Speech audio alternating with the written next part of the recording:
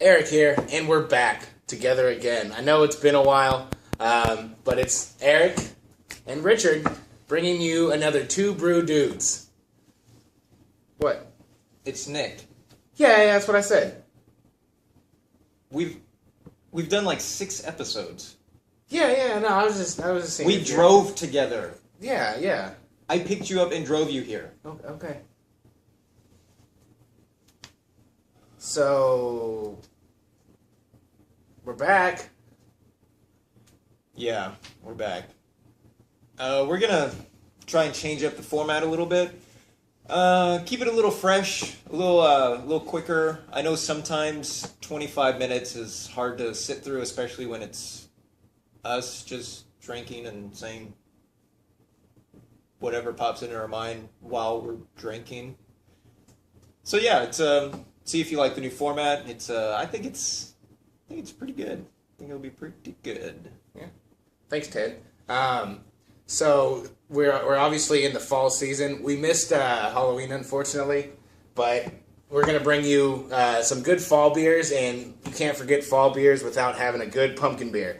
So Nick brought a really what he says is a really good one to the table. So Nick, what'd you bring? It really is. It's probably one of my favorite pumpkin beers. It's Saint Arnolds Pumpkinator. I mean, to me, out of the pumpkin beers I've tried, it is the closest pumpkin tasting beer you're going to find out there. So, let's crack this guy open. Let's do it.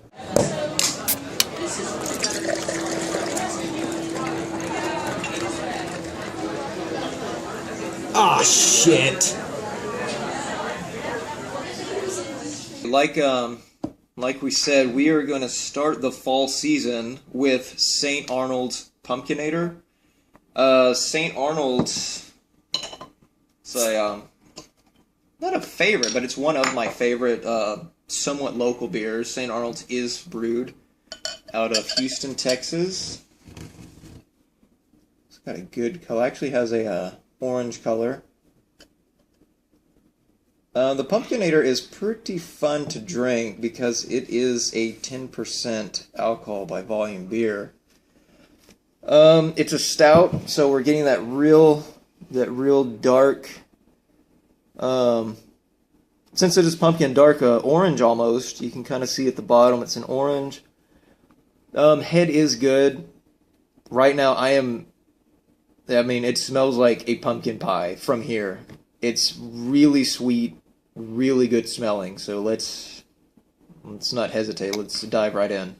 Yeah, I agree with you on the way it looks. It looks really good. It's just seems to have a really thin head for a stout. For a stout, yeah, it does. It's there wasn't much when I poured it, and it what little there is really kind of withered away quickly. Well, the head doesn't make the beer, so let's. Do you smell what I'm talking about? Yeah, no, I mean from sitting right here, I can smell the pumpkin. I know it's very pumpkin-y, very sweet. Yeah, but it's pumpkin. It smells like the best pumpkin pie I ever had. I don't really like pumpkin pie at all, but this beer it smells like pumpkin. It has like spice, like cinnamon and spice and everything nice. Damn it. Just have a drink and forget I said that.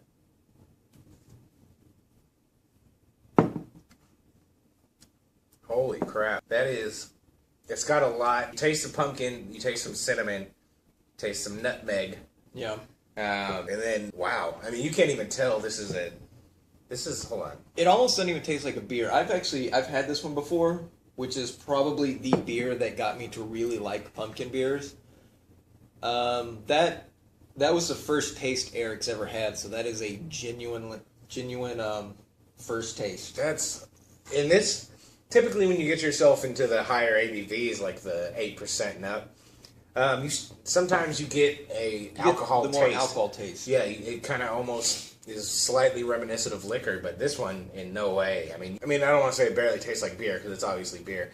It almost doesn't, though. It tastes like a holiday drink or something. Yeah, it tastes awesome. Really good. Yeah, no, this is amazing.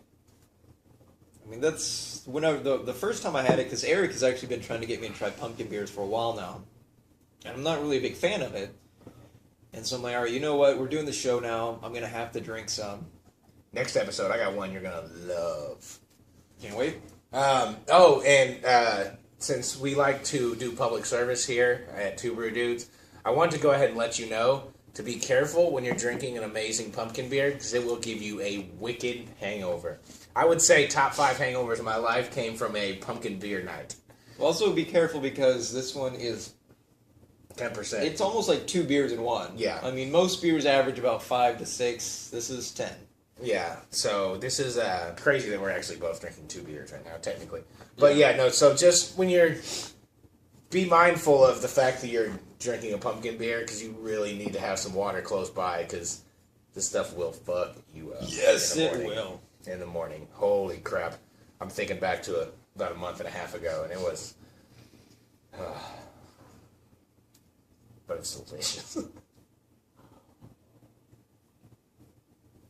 I do agree with you. The head was kind of, like we've said before, the head was wispy, but it's already gone, too. It's a solid beer, though. I mean, it's got a good viscosity to it. It's not thin. It's not, but it's not a heavy stout either. I mean, I would say it's a medium bodied beer. I'd say it's light for a stout, but it's definitely medium bodied for like just going off of a normal scale compared to beer. Yeah. It goes down pretty easy. I mean, it's got some heft to it, but it's easy to drink for being a stout, an imperial stout at that. The closest thing I can think, which I think you and I both agreed we didn't care for this beer too much, but the mouth, like the way it feels when you drink it, the mouth feel is similar to like a Guinness 250. Yeah. It's not super heavy, but it's also got a little bit of a bubbliness, a little carbonation. The thing I didn't like about the Guinness 250 was that's what they picked for 250 years of being in business. It was too fizzy. Yeah. For a stout, stouts should not be fizzy. I mean, they should have the least amount of fizz. Right. A good head, but more of a creamy head, not a bubbly head like an ale or a lager. But yeah, this is an imperial stout, so you're typically gonna get less head. But this one, it has a similar consistency to Guinness 250 if anyone out there ever had it for the year it was in existence. But, I mean, the flavor comparison between the two. Oh, yeah. It almost tastes like a baked good. Yeah, it does. Tastes really... You get the pumpkin, you get some cinnamon, I almost want to say like ginger. Like, there's almost a gingerbread taste, too. Oh, yeah. Yeah. Like, it is really good. When me and my wife do Thanksgiving, I'm definitely picking up a Pumpkinator because this is probably one of the best, if not the best, pumpkin beer I've ever had. Wait, so you're saying a guy that doesn't like pumpkin, hasn't had pumpkin beer ever till like maybe the last 2 months ago, picked out what I'm saying, what you consider the best pumpkin beer you've ever had? Maybe. Next episode will really... Next episode is going up against my favorite pumpkin beer. We're filming at a... you might remember him. It almost sounds like the Stig. Yes. You might remember him from the Porter episode, The Random Hand. Which reminds me, The Random Hand has not tried Saint Arnolds Pumpkinator. Random Hand, do you want to try some? I'll give it a shot.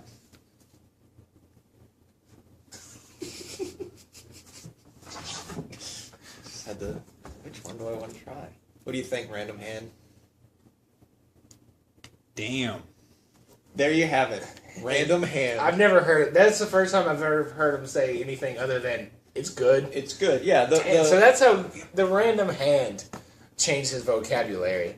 I'm proud. I've impressed Eric, who actually likes pumpkin beers. So what I want... I've impressed the Random Hand. What I want is I want to thank you, Eric, for expanding my mind when it comes to beers. Because, let me ask you a question. Who wasn't a huge fan of IPAs before Eric started shoving them down your throat? It was me. Who didn't like pumpkin beer? I don't like pumpkin. I didn't say I don't like pumpkin beer. I don't like pumpkin... Just normal. I don't like to eat pumpkins either, but I like pumpkin pie. Well, I'm not saying I'm going out and just like taking bites out of gourds left and right. But as always, I finished. right, fine. Delicious beer. Thank you, Nick. It says go to ale. Can you see It that? does. Of It course says you can. go to ale. So? Do you want to do a judgment time? Judgment. I love doing that. Okay. So what do you really think about it? I think it was... All smarminess, smart-ass comments aside, what do you think of Saint Arnolds Pumpkinator? This was probably one of...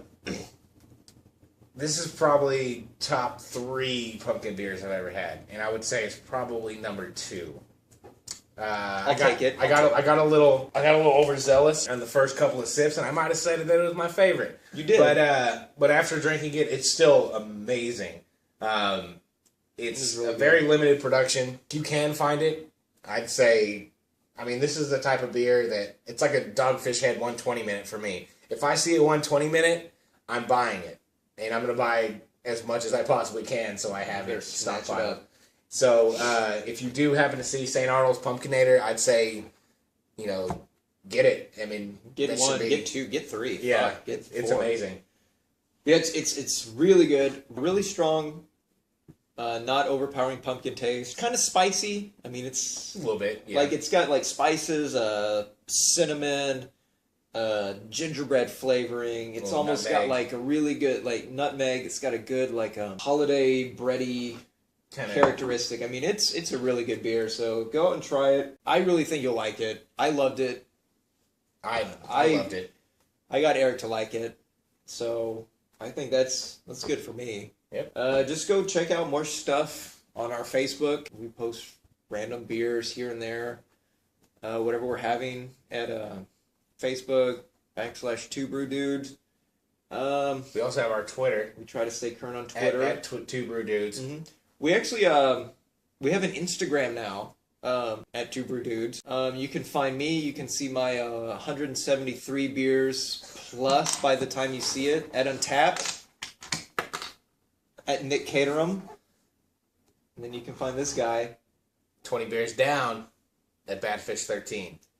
And of course, subscribe to the channel. We have a lot of content coming up. I mean, we're really trying to crank this stuff out for the holidays. We're marathon filming at this point. Yeah.